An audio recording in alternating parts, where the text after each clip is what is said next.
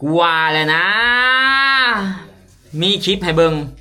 มื้อนี้เมียไปใส่น้ำมันทุกคนใส่เบิ่งเด้อนี่รถต่อคิวใส่น้ำมันอยู่ปตทมาปากซอยรถต่อคิวมีอยู่ประมาณ 2-300 คันมีสวมห้อยรัดคิวสมบุญนะ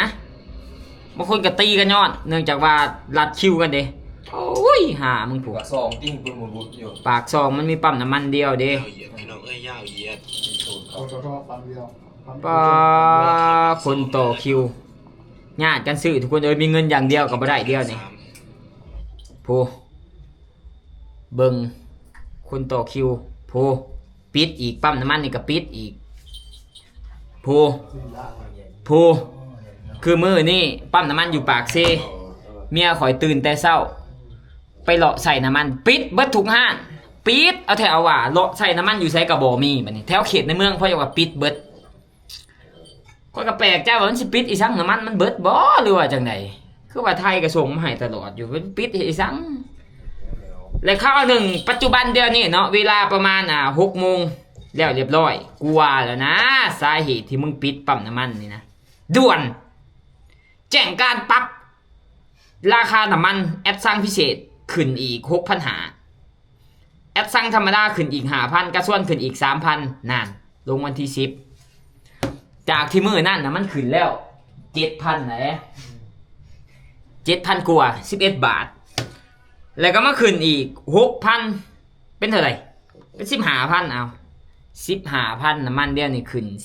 15,000 ขึ้นทบครึ่งจากที่กี้ลิตรหนึ่ง 19,000 เอา 19,000 บวกอีก 15,000 เดี๋ยวนี้น้ำมันลิตรหนึ่ง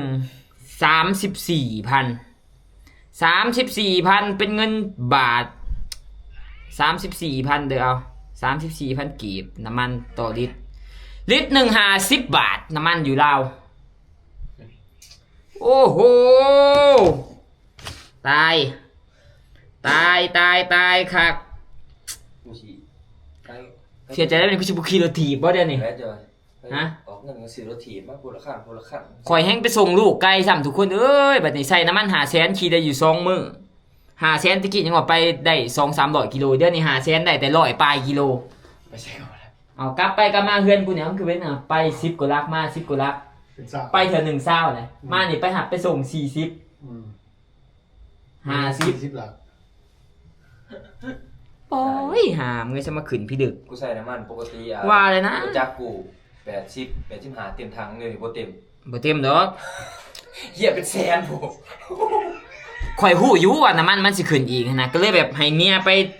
ใช้น้ำมันไว้แต่ว่าเขาปิดเบิดเพราะว่าปั๊มน้ำมันเขาฮู้เด้ปั๊มน้ำมันน่ะเขาฮู้ว่าอีก 2-3 มื้อน้ำมันมันสิขึ้นอีกปิดอีกในมื้ออื่นนี่ก็ปิดอีกปั๊มน้ำมันนี่ ปิดแน่นอนปิดแท้ ปิด1,000,000%เฮาก็ใส่น้ำมันบ่ได้มีรถก็ไปใช้บ่ได้ทุกคนบัดนี้เป็นคือ 2-3 ปีก่อนเลยพี่ก่อนแห้งเลยจนปั๊มก็จะปิดเบิด บ่แม่น 34,000 ไดนี่มาใหม่ 38,000 ต่อลิตร ก็ถูก หูย 38,000 ต่อลิตรทุกคนขึ้นใหม่อีกแล้วน้ำมัน 38,000 ต่อลิตร56 บาทต่อลิตรน้ำมันอยู่ไทยยัง30 บาท40 บาท โอ้ อยู่ลาว56 บาทต่อลิตรหนึ่ง อยู่ไทยเขาก็บ่ให้เอาดื่มใส่แกลลอนเนาะแต่ก็ดื่มเมียง คักได้อยู่ไทยบ่ให้ซึมแต่แกลลอนมันเอารถจกไปอันนั้นเพราะว่า เอาทุกอย่างไปจอด เอารถโจกไป เพราะว่าเขาห้ามตื่มใส่แกลลอนเด้เพราะว่าเขาให้สิคุดรถจกบัดนี้สิคุดน้องมานี่เขาห้ามตื่มใส่แกลลอนเฮ็ดจังได๋ซะมันขับรถจกไปจอดอยู่ปั๊มน้ำมันแล้วก็ตื่มแล้วก็ขับรถจกออกเมื่อบัดนี้บางคนก็เอาเรือไปจอดอยู่นะเลยโอ้ยตายครับทุกคนเอ้ย56 บาทล้านเปอร์เซ็นต์เนาะคันมันเป็นแบบนี้นี่เขาว่าล้านเปอร์เซ็นต์ขึ้นฮอดลิตร100 บาทแน่นอน ถูกแล้ว ราคาทองคำกับบาท1 ละแสนแน่นอนบ้านเฮาราคาทองคำไทยว่ามื้อนี้วะ ราคาทองคำกับนักหน่วงเดียวนี่ มันพวก70แล้วบ่ เขาว่าเลยนะเมียเขาว่าไปใส่น้ำมันบ่ได้ซ้ำรถติดบางปั๊มน้ำมันในเมืองปากเซ่นี่พ่ออยากปิดเบิดทุกคนเลยปิดเบิดเลยมื้อนี่ก็ขึ้นมื้อนั้นก็ขึ้น 7,000 มื้อนี้มาขึ้นอีก 6,000 น้ำมันนะเฮ็ดจะได้ปะนี่คือตะกี้น้ำมันลงหาก็มีอยู่สมมุติว่าตอนมันลงน่ะลงอยู่ประมาณ300 บาท300 กีบ 300 กีบ 100 กีบ 100 กีบ 50 กีบน้ำมันลงนะบาทขึ้นหามเอ้ยขึ้นบาทเดียว หยอก 7กับ6 13 14เกือบ15,000น้ำมันขึ้นตายค่ะกบติแหละมันสงครามในเฮ็ดจังได๋ซั่นน่ะบ่แม่นว่าเขาจะขึ้นย้อนสงคราม แต่ว่าทุกคนก็น่าจะกินกำไรใน1ซะปั๊มเว้ยฝากถึงปั๊มเนาะกินกำไรจักหน่อยนึงชั่วโมงไทยส่งมา30 บาทเอามาขายจัก40 บาทซะบวกค่าขนส่งอีกซังถือว่าสวยๆเหลือกัน อันนี้มาขายตูนครึ่งอยู่ไทยขาย30อยู่นี่56อยู่ไทยก็นักหน่วงคือกันทุกคนเลยบ่ว่าแต่อันนี้ดอกแต่ว่าปั๊มนี่นะมันยังหาใส่ยากอยู่มีเงินบ่พอเด้ต้องไปแต่เช้านำเดี๋ยวมื้ออื่นข่อยสิไปถ่ายเบิ่งเด้อทุกคนว่าปั๊มมันปิดแท้บ่คือมื้อนี้นี่อยู่แถวปากซองบ้านเมียข่อยนี่มันปิดฉะนั้นวันไหวอยู่เขาส่งคลิปส่งรูปมาให้เบิ่งญาติกันบางคนก็จะตีกันหมดแล้วเอ้าเฮ็ดจังได๋บางคนนี่เรียนคิวเข้าไปเนาะเรียนคิวไปหมอนี่จักมาแต่ไสนะกูปาดหน้ากูเข้าไปก่อนทางนี่ก็อยากห้า แข่งการลวน ก็ตีอยู่แล้วนี่ 2นาทีนี่ ก็นี่แหละนี่มื้อนั้นมันขึ้น7ทันแล้วมาขึ้นอีก บวก แล้วก็มื้อนี้ 500 แล้วก็มื้อนี้มาบวกอีกมื้อนี้มาบวกอีก การ คน ส่วน นี่ บวกอีก 3,550 กีบบ วกขึ้นอีกน้ำมันนะบ่อยเฮ็ดจะได้วะ พี่สื่อ สบายแต่คนขี่รถไฟฟ้าเนาะคนขี่รถน้ำมันคือเฮาเจ้าข่อยนี่ตายเลย คือรถข่อยบัดนี้แม่ไปแฮงแบบรถฟอร์ดอีก โอ้กระส่วนนึง แฮงนักหน่วงอีกรถฟอร์ดอีกปุ้ยตะกี้หาน้ำมันแอดซังหาแพงกว่าน้ำมันกระส่วนไหนเดี๋ยวนี้กระส่วนดีเซลนี่แพงกว่าแอดซัง 32บวกพิเศษแอดซังพิเศษทัน38แอดซังธรรมดา32กาส่วนทัน32,860 กีบนี่ก็จัดการลวน ขึ้นแบบภายในอาทิตย์เดียวจากราคา 19,000 กีบ จัดการมาแต่นครหลวงแล้วนี่ จาก 19,000 กีบมันขึ้นเป็นอันนี้เฮ็ดจังได๋ล่ะ 9,000 ขอต้องเฮ็ดวิธีใดบัดนี้ทุกคนเฮาต้องเฮ็ดจังได๋คันน้ำมันขึ้นแบบนี้เงินเดือนขึ้นให้กะใครอยู่แล้วมามันนี่เงินเดือนผัดโทเก่าน้ำมันผัดขึ้นค่าครองชีพขึ้นจำเป็นแล้วบัดนี้เพราะว่าเฮาไปออกไปเวียกเด้คันบ่ใส่น้ำมันก็ไปบ่ได้นักหน่วงอีหยังก็จะขึ้นเบิดน้ำมันขึ้นนี่บ่แม่นว่าแต่น้ำมันขึ้นได้อีหยังก็จะขึ้นเบิดได้บัดนี้ นี่แต่ละแข้งมันก็แจ้งเบิด อ้าวเพราะว่าโรงจักรโรงงานเด้คือโรงจักรโรงงานสมมุติว่าสิผลิตเสื้อผ้าเขาก็ใส่น้ำมันเบิดเอาค่าขนส่งอีสังต่างๆปียนต์ก็สิขึ้นแล้วบัดนี้แม่นบ่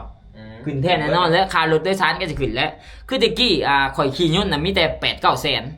เดือนนี้ขึ้นเป็นล้านเก้ามานี่น้ำมันขึ้นแบบนี้นี่ยนต์นี่ข่อยว่าตีไปเลย 2-3 ล้านค่ารถโดยสารอีสังก็ตายครับปั๊มปิดสนั่นหวันไหวประมาณอีกทิศหนึ่งกว่าปั๊มมันสิกลับมาเปิดปกติแต่ว่าน้ำมันนี่จาก56,000เนี่ยจาก56 บาทนี่ขึ้นตีไป100 บาทแท้แน่นอนเนาะเพราะว่าลิตรหนึ่งนี่38,000ครับคนมันถึงอยู่56 บาท56 บาทอันนี้ภายในวางข่อยอัดคลิปมันนี่2 มื้อได้นี่แต่ถ้าอีกประมาณอาทิตย์หนึงเนี่ยเขาว่าขึ้นฮอด100 บาทแน่นอนเดี๋ยวมันขึ้นฮอด100 บาทเขาจะมาอัดคลิปอีกเนาะเขาจะมาแจ้งอันนี้บ่แม่นหยังดอกมาแจ้งให้คนลาวหรือว่าคนไทยเข้าใจเนาะให้คนไทยฮู้ว่าน้ำมันอยู่ลาวเนี่ยมันขึ้นอยู่ไทยเดี๋ยวนี้ลิตร1 บาทนึงเท่าไหร่วะอยู่ไทยนี่เขาว่าก็ขึ้นคือกันเนาะเอาราคาน้ำมันที่ไทยราคาน้ำมันที่ไทยปัจจุบันเบิ่งไทยกับอันนี้คือกันบ่จักเดี๋ยวน้ำมันอยู่ไทยกับดีเซลกับ35 บาท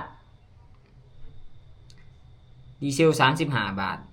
เบนซิน39ได้นี่ อืม มื้ออื่นมื้อนี้39 500นี่ 39 บาทกันยังไข่ได้กับ39 บาท เบนซินดีเซล จะฮู้บ่บ้านเจ้า39 บาทบ้านเฮา56 บาทเฮ็ดจังได๋เนาะคือเฮาก็ซื้อมาแต่ไทยเด้เฮาว่าซื้อมาแต่เวียดมันก็ขายแพงเฮาคือกันบ่วะก็สิซ้ำๆกันจากราคาน้ำมันก็ขายบ่ลุดลื่นกันไปได้ติเนาะ บ่รู้ตื่นหรอก เฮ็ดจังได๋ แต่แบบค่านิยมบ้านเฮาใส่หลายอันใส่น้ำมันไทยมาแต่ไรก็เลยเนี่ย ปตทนี่คือปั๊มอื่นก็ บ่ได้ มาแต่เบี เบี ย ย ด ดมาเบียดมันเข้าได้บ่มันคนทรงน่ะอยู่แต่ว่าคนทางคนทวงมันเป็นผู้เป็นพาหลาย เขาขนส่งทางเรือติเพื่อจะได้บ้านเฮามีทะเลลืมไป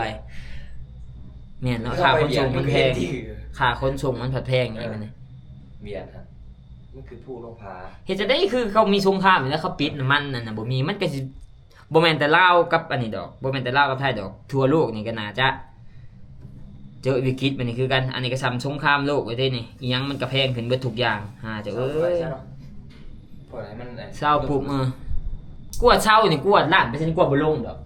ปั๊มน้ำมันจะขายเด้กูสิลงไปเนี่ยไม่สิขึ้นตะกี้เด้มันเป็นโควิดเขาขึ้นจาก 9,000 ขึ้นเป็น 19 ผู้ไหนรัฐบาลผู้ไหนแจก แม่นบ่ หน่วยงานรัฐบาลผู้ไหนเขาแจกใช่ไปยังขึ้นบางทีเขาก็ปั๊บไม้จากเราได้ บ้านนี่อยู่ลาวเขาก็แจ้งอยู่ว่าปั๊มน้ำมันได้ปิดแจ้งเลยว่าซั่นเนี่ยกูเห็นเขาเขียนแบบปิดบ่มีน้ำมันเต็มอยู่มานี่มื้ออื่นเช้าน้ำมันขึ้นไปจะเปิดมึงไปเอาน้ำมันมาแต่ไสไว้ว่าแท้ ก็มีชวนนะ เขียนใส่ว่าปั๊มน้ำมันปิดบริการบ่มีน้ำมันเด้อประมาณ5-6 โมงเช้าเปิดแล้วมึงไปเอาน้ำมันนี่ใส่ไว้ว่าแท้ว่า เพี่เอาประมาณสิใส่ไว้ว่าเลยนี่นะฮู้ให้ขึ้นให้เบิ่งเด้อทุกคนเด้อผมคนเรียนคิวไปซื้อเดี๋ยวนี้มีแต่ปั๊มน้ำมันอยู่ในเมืองเพราะว่าปิดเบิดแต่ว่าเขตนอกมีอยู่เขตนอกคือแถวบ้านข่อยไปนี่ก็เรียนคิวซื้อคือกันน้ำมันก็แพงขึ้นคือกันตายคักบัดได้สิรอดเฮ็ดจะได้ทุกคนหรือว่ามีวิธีนั่นแหละวะเอารู้จักไปแป้งก่อนขี่รถจักรไปส่งลูกซะเอาเฮ็ดจะได้ไปผูกกับ25,000 25,000ฉันมันสิไวซะบ่2 มื้อใส่น้ำมันเกือบ 1,000 บาท2 มื้อเกือบ 1,000 บาทเฮ็ดจะได้บัดนี้เอารถจักรขี่รถจักรเอาซะบ่ไหวติมันแพงเกินไปทุกคนน้ำมันมันขึ้นโพขึ้นทบครึ่งเลยจาก 19,000 ขึ้น 38,000ก็ทบเลยเนาะ19 บวก 19 ก็ 38บ่ แม่น นี่ขึ้นทบครึ่งเลย กระส่วน2138 เอามื้อนั้นมันขึ้นเก็ตแล้วมาขึ้นอีก 6,000 ปลายเดียวนี่แต่ละมื้อมันจะขึ้นตลอดล้านเปอร์เซ็นต์ขึ้นฮอดลิตรหนึ่ง50,000แน่นอนทุกคน โอ้ลิตรหนึ่ง50 พัท ฮอดแท้เลย ตาย50 พัท10 ลิตรกรัมหนึ่ง ลิตรหนึ่งมันสิไปใส่ได้ไกลเลยบัดนี้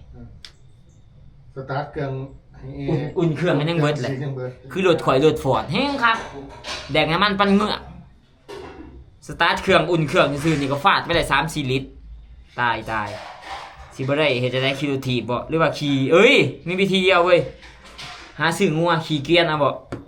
แบบคนตะกี้เนี่ยเขาจังบ่ยุ่งยากน้ำมันจะขึ้นก็ขึ้นกูขี่เกวียนเอานั่นแหละ มึงขายรถมึงหรือไงมึงซื้อรถไฟฟ้า เนาะ ก็ดีป่ะ สนใจซื้อรถไฟฟ้า ซื้อรถไฟฟ้า มันขี่เดินทางไกลไปได้อีกบ้านเฮา มันบ่เหมาะสมแล้วมาแต่เวียง มาแต่เบี้ยงยิ้วคุมสากเพื่อได้เถื่อเบิ่งแต่ว่าทูเอาสร้างมาน่ะมันหลอกต้นคุ้มก็บ่ได้ตากฝนก็บ่ได้ เบสสีเครื่องว่ะ ลุยน้ำก็บ่ได้รถไฟฟ้าเนี่ยถามว่าขอดีมีดีบ่มันมีดีนั่นก็คือมันประหยัดประหยัดแต่ว่าบ้านเฮาเด้เขาใจบ่บ้านเฮาเนื่องจากว่ามันร้อน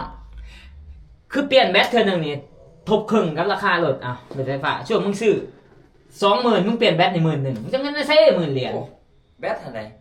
มันแพงเลยเปลี่ยนแบตค่าซ่อมบำรุงนี่โคตรแพงเปลี่ยนแบตนี่นะ ว่าให้มาแพง ขนาดบักมิ้งเนี่ยเขาว่าเปลี่ยนแบตเขาจะสิเปลี่ยนแบตมันจะขายรถไฟฟ้าได้เจ้าซื้อข่อยแนะนำจะซื้อรถใหม่ดีกว่า หาเงิน มันแพงเปลี่ยนแบตเตอรี่พวกแบตมันก็สำเครื่องจักรมันแบบอันนั้นไปทุกอย่างคือมันเพอีกสักหน่อยหนึ่งนี่ห้านทั่วไปแป้งมาได้ห้านทั่วไปแป้งมาได้เวลารถไฟฟ้าเพเนาะมันต้องสร้างเฉพาะมันโดยเฉพาะแล้วก็แพงอีก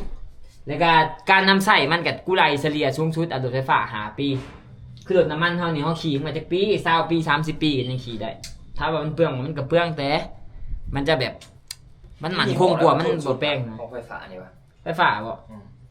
ก็แล้วแต่คนใส่ไปส่วนแล้วเขาผลิตมาเขาบ่ได้ผลิตให้บ้านเฮาเขาผลิตให้ประเทศที่หนาวจีนเนต้าก็หยุบเลยเด้เนต้าอเมริกาเขาก็สิแบนนะแบนรถไฟฟ้าเนื่องจากว่ามันมีข้อเสียนำคือระบบประตูมันเป็นระบบไฟฟ้า เบิร์ดนี่ไม่คล้ายบ่ได้ แม่นแล้วมาเนี่ยมันมีข่าวจังหนึ่งเนาะมันมีผู้หนึ่งก็ขี่รถไปแล้วเกิดอุบัติเหตุรถก็บ่ได้ขวมยังร้ายหรอกไขประตูไว้ได้ มันต้องบีบแล้วกับประตูมันจะปื๊ดไฟฟ้าออกมาแนวจับมาในไฟมันใหม่อยู่ในออกมาบ่ได้เรียบร้อยเนื่องจากว่ามันไปผิดมันผิดความน้อยเดียวนะแล้วมานี่คือมันเกิดอย่างนั้นหนึ่งรถไฟฟ้ามันจะใหม่อย่างเดียวเลยมันเป็นระบบไฟเดียวตามมันหนึ่งปุ๊บมันสอดแล้วมันใหม่มากนี่ระบบประตูมันไขมาได้เรียบร้อยขอเสียมก็มีร้ายขอดีก็มีร้ายรถไฟฟ้าแล้วแต่คนนำใส่ทุกคนก็บริติดอกแต่ว่าช่วงนี้ก็คนขี่รถไฟฟ้านี่ก็คิงขนาดสามารถซื้อรถไฟฟ้ามาคิงดดน้ำมันนะไปจะได้รถไฟฟ้านะได้ไปขี่รถไฟฟ้าเลยมันฉุกเฉินกับว่าไปขี่รถไฟฟ้าไปสบายรถไฟฟ้าไปใช้กันสะดวกสบายไปลุยแม่ขี่ไปนั่นไปนี่ไปลุยบอกลุยป่านี่น้ำถ่วมมานี่รถไฟฟ้าใช่ไหมคันน้ำถ่วมมานี่ตายอย่างเดียวรถน้ำมันยังว่าน้ำถ่วมห้องบนที่จักเขาก็ไปมีแต่ล่างจักแต่ก็แล้วเรียบร้อยมันก็มีข้อดีข้อเสียแตกต่างกันทุกคนตายแล้วน้ำมันขึ้นเนาะโอ้ยคันน้ำมันอยู่ไทย30 กว่าบาทนี่เดี๋ยวอาทิตย์หน้าขอสิขามไปใส่น้ำมันอยู่ไทยก่อนสื่อว่าฝากคนเลยเด้อเขาไม่ใส่แกลลอนอีกตายเขาไม่ใส่กันอยู่ไทยเลยสีว่าเบรกบริสีร้ายเหมือนไรเอาแจ้งการเลยทุกคนเด้ออันนี้แจ้งให้คนไทยได้รู้เนาะว่าน้ำมันอยู่ลาวขึ้น56 บาทแล้วปั๊มน้ำมันก็ปิดฉะนั้นวันใดอยู่เดี๋ยวมื้ออื่นคันปั๊มน้ำมันเปิดคนจะไปถ่ายคลิปให้ทุกคนเบิ่ง